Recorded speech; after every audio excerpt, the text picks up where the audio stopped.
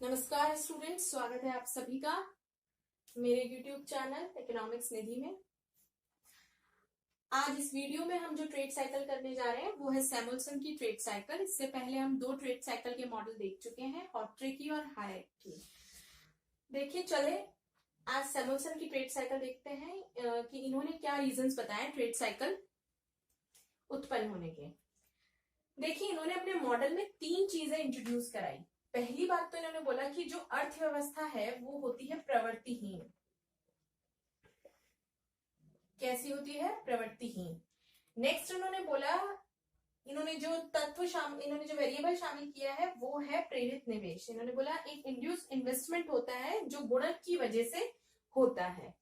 अब गुणक क्या है? गुणक आप सभी को पता है कि गुणक होता है हमारे पास में निवेश में परिवर्तन होने में आय में कितना गुना परिवर्तन हुआ है, ठीक है। और ये जो हमारा त्वरक है, इस त्वरक का संबंध हमारे पास में पूंजी से होता है, ठीक है। तो ये तीन चीजें इन्होंने अपने मॉडल में शामिल की थी। एक तो प्रवृत्तिहीनता अर्थव्यवस्था की, दूसरा प्रेरित निवेश और तीसरा बहुत इंपॉर्टेंट पार्ट है गुणक व त्वरक की अंतःक्रिया।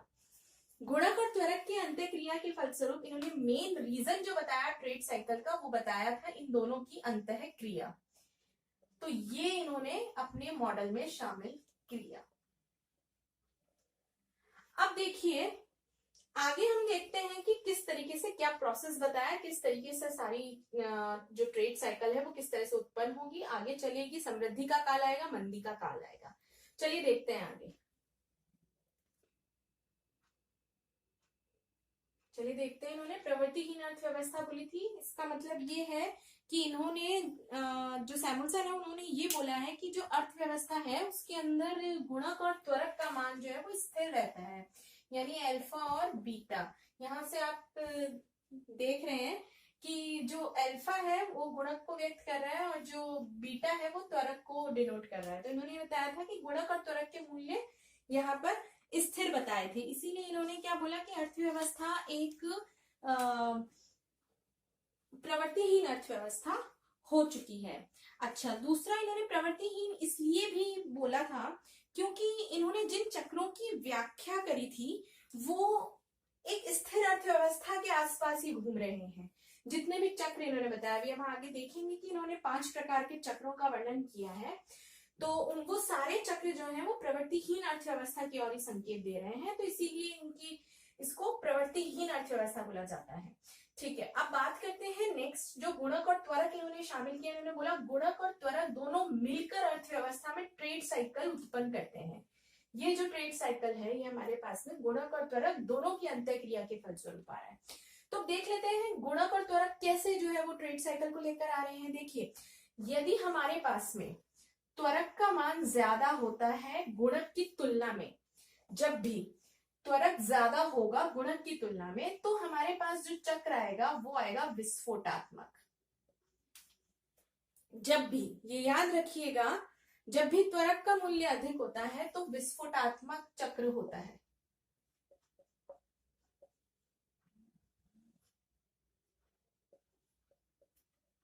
अब हमने ऐसा क्यों कहा है कि विस्फोटात्मक चक्र होता है? क्योंकि मैंने आपको पहले बताया जो त्वरक होता है वो पूंजी से संबंधित होता है हमारे पास में, ठीक है। तो अब जब भी हमारे पास में पूंजी में परिवर्तन यदि हो रहा है और वो ज्यादा हो रहा है तो इसका मतलब ये है कि अर्थव्यवस्था बहुत ही गतिशील अवस्था में है, समृद्धि काल के अंदर दौरान। और पूंजी में परिवर्तन होने का मतलब है कि हम बहुत ही बूम पर पहुंच गए एकदम से, ठीक है। तो विस्फोट आना तो बिल्कुल स्वाभाविक सी बात है। दूसरी बात करते हैं, यदि मान लीजिए हम ये कहें कि अल्फा का मान ज्यादा है, यानी कि गुणक का मान ज्यादा है, तो इसका मतलब क्या है कि आय में परिवर्तन होने पे ही निवेश में परिवर्तन हो रहा है। जितना आय में परिवर्तन होगा उतना ही निवेश में परिवर्तन हो जाएगा। तो यानी कि यहाँ चक्र तो कहीं भी नहीं आया, एक स्थिर गति से जो है वो इस तरीके की एक सिचुएशन जो है वो अर्थव्यवस्था में आ जाएगी। समृद्धि की बस एक अवस्था हो सकती है, यानी सिर्फ गुणक का मान यदि हम यहाँ पर लेके चलते हैं उसका मान ज्यादा ही रहता है हमेशा। तो यानी कि चक्र कहीं भी नहीं आएगा, यानी चक्रहीन अर्थव्यवस्था होगी, चक्रहीन ट्रेड साइकिल होगी, ठीक है। तो ये हमारे पास में इन दोनों का रोल इन्होंने बताया था सैमुअल्सन ने। तो इसका मतलब जरूरी हो गया कि गुणक भी हो और त्वरक भी हो। देखिए, गुणक हमारे पास में जैसे ही हम निवेश में परिवर्तन करते हैं तो हमारी आय कई गुना बढ़ जाती है, ठीक है। लेकिन जब बढ़ जाती है तो बढ़ने पर जब वो इस पीक पॉइंट पर पहुंच जाती है, पहुंचने के पश्चात जैसे ही मंदी का जो काल आता है तो हमारी अर्थव्यवस्था यहाँ नीचे की ओर जाने लगती है। इस समय जरूरत होती है कुछ ऐसे नए निवेश की, नई पूंजी की, जो हमारी अर्थव्यवस्था को दोबारा से रिकवर कर सके। और ये जो नया निवेश होता है, ये जो पूंजी लगती है यहाँ पर, ये जो त्वरक है, इसका काम ही यही होता है कि इसको नीचे से नीचे के स्तर पर ना जाने दे और ये इसको यहीं से घुमाकर अर्थव्यवस्था को रिकवरी की ओर ले जाए, ठीक है। तो ये जो त्वरक होता है वो एकदम निचले स्तर पर नहीं जाने देता, प्लस ये पीक पॉइंट है, ये जो उच्चतम स्तर होता है, ये इससे भी ऊपर नहीं जाने देता। लेकिन ये उच्चतम और निम्नतम स्तर सैमुअल्सन ने कभी भी इंट्रोड्यूस नहीं करा है। ये मैं सिर्फ आपको समझाने के लिए बता रही हूँ कि गुणक का क्या काम होता है और त्वरक का क्या काम होता है।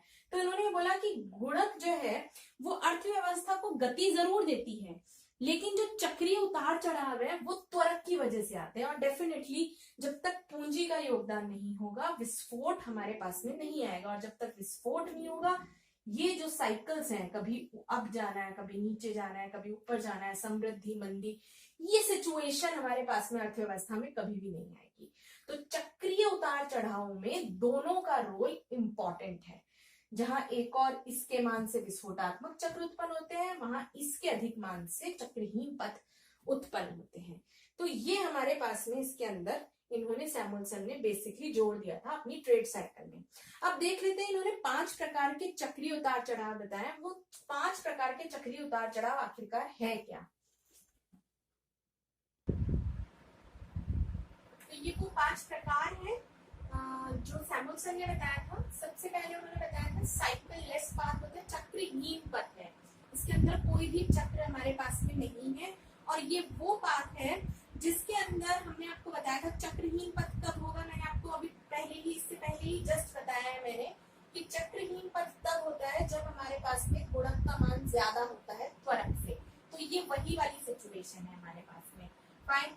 नेक्स्ट आता है हमारे पास में डैट यानी अवमंदित परिमंदित चक्रीय पथ इसको बोला जाता है। जो अचानक से क्या होता है, आपके पास में काफी अच्छी सिचुएशन चल रही थी और अचानक से थोड़ा इकोनॉमी में स्लो डाउन आ गया है। यानी अभी भी ट्रेंड्स तो चल रहे हैं, फ्लक्चुएशन तो चल रहे हैं, लेकिन उनकी जो गति है, जो इंटेंसिटी है, वो एकदम से लो हो गई है। और ये वो सिचुएशन है जो अधिकतर युद्ध के बाद में या फिर बहुत अच्छी सिचुएशन में जब हमारे पास में इकोनॉमी चल रही होती है, कोई आपदा आ जाती है, जैसे कि अभी कोरोना चल रहा है, और उसके बाद एकदम से स्लो डाउन में इकोनॉमी आ जाती है। तो ये वो वाली सिचुएशन हमारे पास में है। लेकिन अभी जो कोरोना वाली सिचुएशन है उसके अंदर तो वो बिल्कुल ही मंदी बिल्कुल डाउन के अंदर ही चला गया। यस, कांस्टेंट ये स्थिर गति से हमारे पास में इकोनॉमी चलती रहती है। ये देखिए आप, फ्लक्चुएशंस की जो इंटेंसिटी है, जो फ्लक्चुएशंस आ रहे हैं कंटिन्यू, वो बिल्कुल इक्वली आ रहे हैं। तो ऐसा बहुत कम होता है, रेयर ही होता है अर्थव्यवस्था में। एक्सप्लोसिव ये जो होते हैं ये विस्फोटात्मक है। यहाँ हमारे पास में आपको पता है बीटा का मान ज्यादा होगा, यानी कि हमारे पास त्वरक बहुत तेजी से काम कर रहा है, उसका मान भी बहुत ज्यादा है ना। ये है cycle less explosive upward path, यानी कि चक्रहीन विस्फोटात्मक ऊपर की तरफ जाता हुआ पथ है। ये हमारे पास में इसकी जो गति है, ये जो स्लोप आप देख रहे हैं, ये हमारे पास जो इसकी गति है ये बहुत तीव्र है इस समय यहाँ पर, लेकिन साइकिल लेस है। ठीक है, ये जो गति है यहाँ पे अपने पास में अल्फा का मान सबसे ज्यादा होगा क्योंकि साइकिल लेस है। तो हमारे पास में ये वो सिचुएशन है जिसमें गुणक बहुत तेजी से काम करता है। स्टार्टिंग के अंदर जो आता है ये जो सिचुएशन आती है जब साइकिल हम लेते हैं यहाँ से ये यहाँ तक वाला, ये जो आता है, फिर उसके बाद में जब आता है स्लो डाउन तब हम इस तरफ आते हैं। तो ये जो मैंने आपको अभी ये जो लास्ट वाला बताया है, ये स्टार्टिंग वाला हमारे पास आता है। तो ये वो 5 प्रकार है जो सैमुअल्सन ने इनके बारे में बताया था। लेकिन इन 5 प्रकारों में उन्होंने अल्फा और बीटा का मान यानी गुणक और त्वरक का मान स्थिर रखना है। तो इसीलिए जो सैमुअल्सन की ट्रेड साइकिल है उसमें ये देखा गया है कि वो छोटे उतार चढ़ाव यानी अल्पकाल में जो छोटे छोटे उतार चढ़ाव होते हैं उनके लिए तो उपयोगी है। फाइन। दूसरी बात जो इसमें एक ड्रॉबैक वो रहा कि अल्फा और बीटा के मान इन्होंने स्थिर रख लिए, तो कभी भी किसी भी अर्थव्यवस्था के अंदर एक नियम प्रवृत्तिहीन या ट्रेंडलेस नहीं पाई जाती है, वो हमेशा समृद्धि में रहती है, वृद्धिशील होती है, चाहे वो अंडर डेवलप्ड हो चाहे वो डेवलपिंग कंट्री हो। तो नॉर्मली इसी रूप में हम जो है वो अर्थव्यवस्थाओं को कंसिडर करते हैं। तीसरा जो इनका मेन ड्रॉबैक रहा वो ये रहा, जो इन्होंने ये जो चक्र बताए हैं, जितने भी चक्र बताए, इनकी लंबाई पर कि कितने समय के लिए आएंगे उस पर इन्होंने कोई भी कंसंट्रेशन नहीं किया, कुछ भी बात नहीं बोली, इस पर वो मौन है। तो ये इनका जो है वो ड्रॉबैक रहे इनके पूरे विश्लेषण में। अदरवाइज इनका जो विश्लेषण था उसमें इन्होंने जो प्रकार बताए और जो गुणक और त्वरक की अंतःक्रिया को शामिल किया वो सराहनीय था। लेकिन इनके जो 3 ड्रॉबैक, जो मेन ड्रॉबैक थे, उन्हीं को दूर करा हिग्स ने। तो हिग्स ने अपनी ट्रेड साइकिल, हम नेक्स्ट वीडियो में करेंगे कि हिग्स ने किस तरह से अपनी ट्रेड साइकिल में इनके ड्रॉबैक्स को दूर किया और गुणक और त्वरक की अंतःक्रिया के द्वारा अपना पूरा मॉडल प्रस्तुत किया। तो आज की वीडियो के लिए इतना ही स्टूडेंट्स। आपको वीडियो यदि पसंद आता है तो लाइक जरूर कीजिएगा। नेक्स्ट वीडियो हिग्स की ट्रेड साइकिल पर होगा।